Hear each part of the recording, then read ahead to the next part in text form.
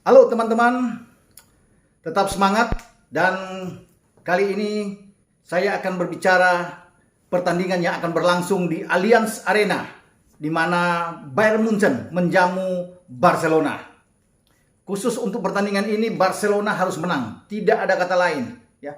Tidak boleh imbang, harus menang melawan Bayern Munchen karena di bawah mereka sedang mengincar adalah Benfica. Di saat bersamaan akan menjamu Dinamo Kiev. Ya. Kalau seandainya pertandingan berakhir imbang antara Bayern Munchen dan Barcelona, kemudian Kiev menang, Barcelona juga out. Walaupun memiliki poin yang sama. Saat ini Barcelona 7 dan Benfica 5 poin. Ya, dengan poin 8 sama, seandainya skenario terjadi imbang dengan Munchen dan Benfica mengalahkan Kiev, saya kira ini akan membuat Barcelona harus tampil di Liga Malam Jumat atau Liga Eropa. Tidak bisa dibayangkan, ya. Tidak bisa dibayangkan bahwa tim sebesar Barcelona akhirnya harus bermain di Liga Eropa. Dan juga bagi Xavi ini merupakan pukulan ketika dia baru menangani Barcelona, ya. Mereka sudah bermain di Liga Malam Jumat. Dan kesempatan untuk bisa mengalahkan Munchen masih terbuka sedikit, masih ada ya, karena itu bisa terjadi. Namun kalau kita bicara realistis, saya kira sulit untuk bisa menang di Allianz, apalagi kalau Nagelsmann memainkan full tim inti dia dimainkan dan mereka ngotot serius, habis Barca. Karena kita tahu bersama kan bagaimana bermain di Camp Nou di kandang Barca itu mereka kalah dengan 0-3 melawan Munchen. Bahkan Munchen bisa menang mungkin dengan 5-0 saat itu. Ya. Kita juga masih bisa mengingat 2 musim lalu ketika Munchen juara Liga Champions, Munchen menghajar Barcelona bahkan dengan skor telak 8-2. Ya, dan ini tercatat dalam sepanjang sejarah mereka ketika mereka di Liga Champions. Mereka dihajar sampai 8-2. Tidak pernah terjadi hal itu. Dan saat ini mereka berharap sekali untuk bisa menang. Munchen mungkin bisa bermain dengan lapis kedua dan ini saya katakan tadi ada harapan tipis kalau Munchen semua memainkan mungkin 7-8 pemain muda, ya, Musiala dan kawan-kawan ini bisa menang. Tapi kalau mereka bermain katakan dengan 8 pemain inti, sisanya ada 2-3 pemain muda pun berat bagi Barca. Dengan Musiala main di sana juga nggak akan Stanisic akan bermain sana, Makroha juga akan turun. Ini tetap Munchen akan menang.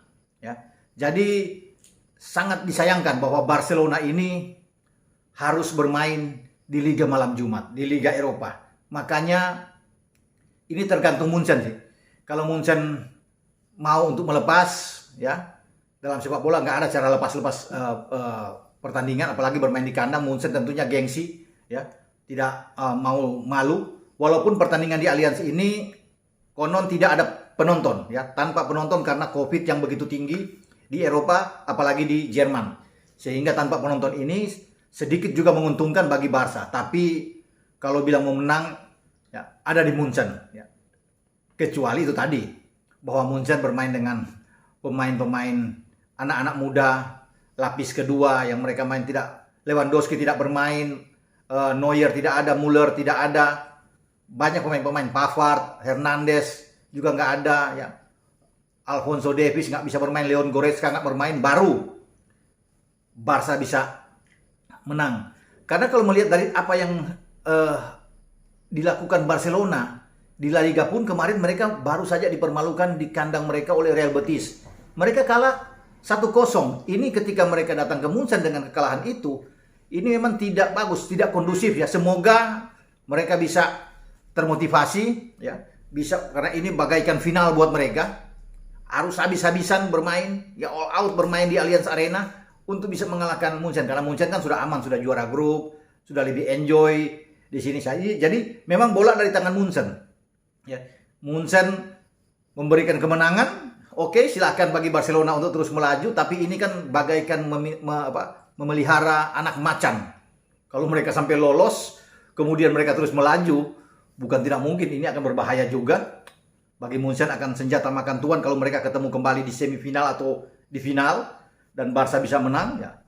Mendingan kalau mau pikir hajar sekaligus biar tidak memelihara anak macan di sini dan bisa merasakan bagaimana sekali-sekali lah bagi Barcelona untuk bermain di Liga Eropa. Ya kan, selama ini mereka tidak pernah melakukan itu. Bahkan di zaman Xavi Hernandez menjadi pemain 17 tahun bersama dengan Barca, ya. Sejak 98 dia bermain dan dia mundur pada 2015. 8 kali dia mempersembahkan gelar juara di La Liga ketika dia bermain untuk Barca. Ya, ada 4 kali di Liga Champions yang dia lakukan bersama dengan Barca. Di kejuaraan dunia antar klub ada 2 kali dia melakukan itu. Ya, mungkin ada 4 kali di Copa del Rey. Namun ini akan menjadi catatan penting yang tidak mengesankan juga bagi karir kepelatihan seorang Xavi ketika dia mendapatkan tim asuhan dia itu harus bermain di Liga Eropa ketika dia menjadi pelatih. Karena sebelum-sebelumnya kan sulit. Rijkaard ketika dia bersama dengan Rijkaard, dengan Pep juga tidak merasakan itu. Ya. Tetapi saat ini dia di depan mata, ya, bayang-bayang itu ada. Kecuali mereka bisa menang. Sehingga Benfica tidak bisa mengejar. Karena kalau dengan poin sama, saya sudah bilang tadi, kalau poin sama, kalau mereka imbang dan Benfica menang melawan Kiev, mereka kalah. Karena bermain di Barcelona bermain 0-0 dengan Benfica. Kemudian Benfica hajar mereka dengan 3 gol bermain di Benfica. Jadi memang secara head to head kalah. 2-2 dengan minus sekarang 4, ya. Dengan memasukkan 6, memasukkan 2, kemasukan 6. Kemudian Benfica memasukkan 5, kemasukan 9. Jadi men 4. Tetapi ini masih unggul Benfica, ya. Jadi sekali lagi saya katakan, ini perjuangan berat, ya. Kerja keras yang harus dilakukan oleh anak-anak Barca. Siapa yang akan dimainkan, siapa saja dimainkan, ini akan sulit kalau Munchen mau ngotot bermain benar-benar. Oke, di belakang masih ada di bawah Mister Ter Stegen. Kemudian di kanan katakanlah Sergi Roberto yang akan main atau Desla yang akan dimainkan. Jordi Alba di kiri. 2 bek tengah mereka, Araujo bisa datang di sana bersama dengan Pique. Walaupun sebenarnya ada Lenglet, tapi Pique lah oke, dimainkan. Apa yang ingin dilakukan oleh Xavi? Bermain dengan 4-3-3, main terbuka, selesai mereka dengan Munchen. Coba mengubah dengan gaya 4-4-2 karena mereka butuh gol, mainkan aja 2 striker, ya. Memphis Depay di depan dan Luuk de Jong. 2 pemain Belanda ini taruh aja di depan. Karena mereka butuh gol, ya, butuh kemenangan. Kalah atau menang. Itu aja pilihan mereka. Kalah 2, kalah 3 sama aja, lebih baik mereka bisa menang saja 1-0, 2-0, 2-1 itu oke buat Barca. Di tengah harus diperkuat karena Munchen kan kuat di sini. Di tengah bisa aja Coutinho di sana, ada Coutinho, ada Busquets. Kalau Pedri ada lebih bagus kalau Pedri sudah fit, ya, sembuh. Tetapi kalau dia tidak ada pun mungkin Gavi yang bisa taruh di sana. Jadi Gavi, kemudian Busquets dan Frenkie de Jong masih bisa menumpuk di situ bersama dengan Coutinho karena mereka harus punya pemain seperti ini. Coutinho yang di 2020 justru dipinjamkan ke Barca, ke Munchen dan dia membuat 2 gol ke gawang Barca, ya, dengan menang 8-2 saat itu. Jadi kalau dengan menumpuk pemain di tengah mereka lebih enak nih untuk bisa menjaga Leon Goretzka yang masuk, siapapun yang dimainkan oleh Nagelsmann di sini. Apakah dia akan menaruh Marc Roca, juga pemain Spanyol yang akan ada di situ untuk bermain di posisi gelandang karena pasti ada Sané, Muller yang mungkin akan diturunkan di sana untuk bisa bermain dari sisi ini. Mereka masih punya Tolisso juga walaupun tidak ada Kimmich, ya, ada Musiala yang akan bermain di situ. Jadi kalau di depan itu pasti Lewandowski kalau dimainkan.